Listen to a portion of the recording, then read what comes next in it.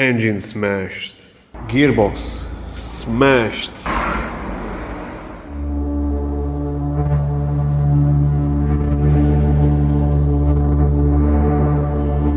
While looking out for a new project, I came across this damaged Audi. Not that I didn't already had this one and this one. Okay, let's move on. So it's a A4 B9.5 or B9 facelift, assembled in 2022 and first registration also in 2022. As for the rear, there is only a bumper damage caused by the impact from the left quarter panel, as you can see here. The interior did not escape unscathed during the accident either, as almost every airbag got deployed. The one from the steering wheel and the front passenger inside the dashboard, the driver's side airbag in the seat, and both upper curtain airbags went off. These short, all-around shots were sent to me by the seller via WhatsApp to have a better view of the damages and to make a decision beside the pictures that were listed in the advert. So I went for it and I bought it.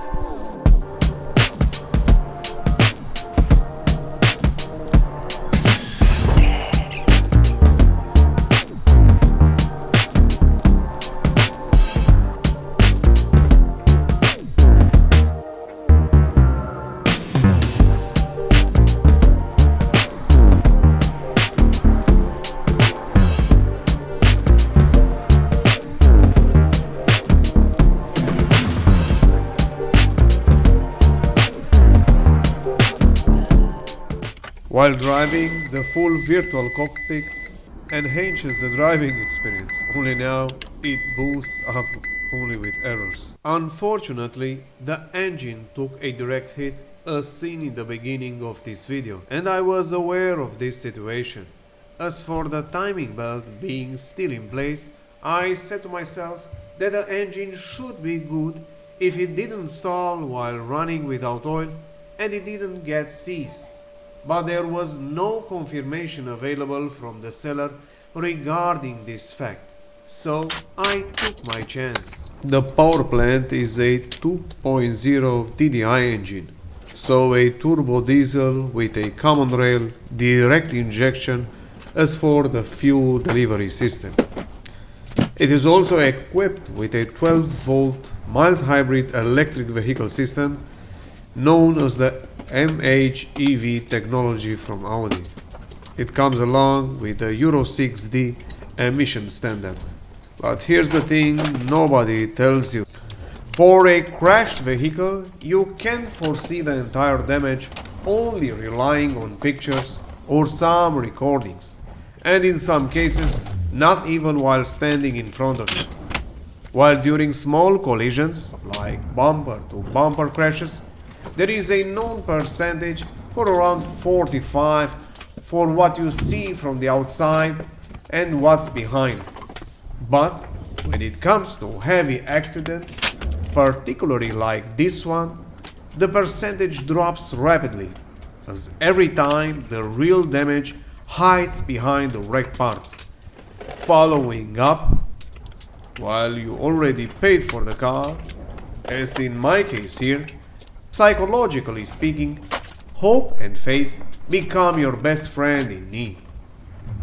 The entire front was already removed prior to the auction moment, as the insurance company needed to assess the damage for the real value left. Sadly, none of the front end components came along with the car, and there would have been still a lot of valuable parts with that. I have to remove the engine with the transmission out of the car, as the front left rail, or if you want to call it the chassis leg, is completely pushed inside and bent to the outside. After removing some coolant hoses and some AC lines, I take the alternator out and sadly to say, the casing of it is broken. For now, I'm trying to remove the AC compressor or refrigerant compressor, depending on how you want to call it. During the impact, the left side of the engine got pushed back diagonally to the right side, so the bolts were bent and they don't come easy off or not at all, as you can see here. So the angle grinder has to do its job also. I use a small one in the beginning, but it has not enough power to do the job, so the big brother has to take its place. The support for the left engine mount was ripped completely off and I could take it out easily.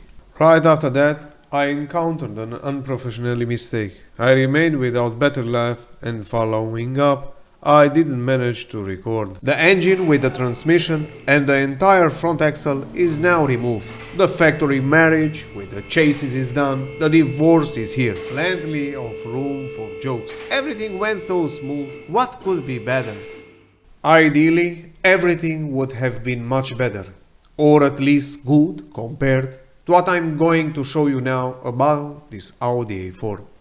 Here I have to admit that in my whole life and with all the experience I've gained in over 25 years of car repairs, that I did not expect to find such damage on this car, in particular after this kind of accident.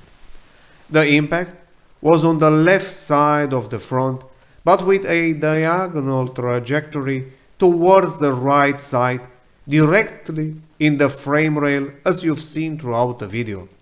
Considering the fact that the ceiling has no creases, this being the first thing I've looked for in the beginning, I didn't think I would find any more major defects beside the known problems. But the situation is different and is as follows. As a result of the crash, the central tunnel was deformed and wavy folds and different creases were formed in the floor of the car along the entire length of the body from the front to the back, but only on the right side. Considering the findings for the moment, an even wider investigation is necessary on all the other parts on the car. Continuing with the assessment of the damages, here we have the shredded undercarriage on the floor. Both engine mounts left and right are also completely broken. As for the steering gear, there is no visible damage beside of the connector casing seen here. With the engine and transmission now removed from the car, we continue to inspect further damages. While looking from the bottom of the engine, we see that both lower and upper oil pan have left the chat. Right here was once the support for the left engine mount, which also took a hard hit. Turning to the back of the engine, we see that the EGR cooler was also pushed out of its place, while the two coolant lines for the automatic transmission were also damaged during the impact. An unexpected defect was to find the gearbox housing broken. Never ever had I anticipated something like this, not even with the damages seen on the central tunnel. Damages don't stop here. As you can see, the inlet for the turbocharger was also crushed against something. As the impact came from the left side, the parts positioned on the right side look much better. Going down again, you can see here part of the broken lower oil pan.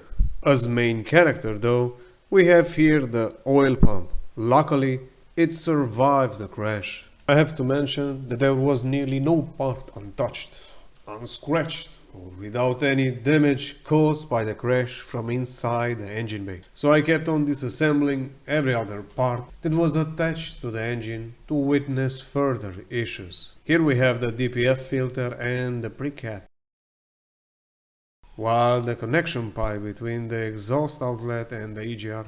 It looks like as if someone pressed it in a vise or drove over it with a car.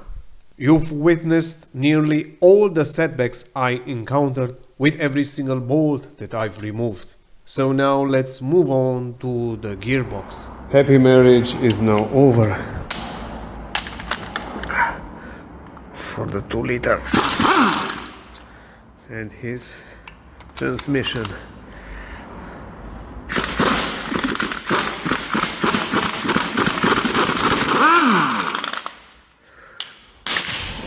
I need to confess that the assessment of the damages took me by surprise. It was a rude awakening to what decision I took on buying this project repair. All this evidence shows just how major of an accident occurred with this car particularly. But this is not all. The main damage is on the engine block, as you can see in these pictures.